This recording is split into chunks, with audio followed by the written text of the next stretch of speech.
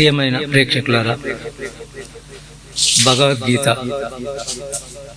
భగవద్గీత అనేది కనీసం రోజు పొద్దున లేచినప్పుడు ఒకసారి మనం ఇట్లా చేతులు అనుకొని ఇట్లా కళ్ళు తుడిచి ఒకసారి మొబైల్ని ఇట్లా ఆన్ చేస్తే ఒక్క శ్లోకం వస్తుంది.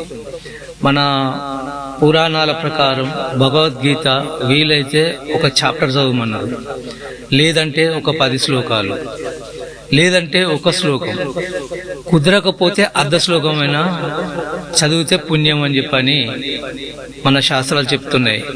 కావున అందుకోసం నేను ప్రజలను ఉద్దేశించి రోజుకు పొద్దున ఒక గీత, సాయంత్రం ఒక గీత,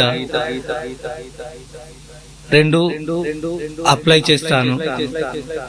వీలున్న వారు కనీసం ఒక పొద్దున లేచినప్పుడు ఒక్కసారి ఇట్లా మొబైల్ ఇట్లా అంటే ఆ శ్లోకాన్ని మీరు వినే భాగ్యం మీకు కలుగుతుంది అని సదుద్దేశంతో నేను ఈ కార్యక్రమాన్ని ప్రారంభిస్తున్నాను.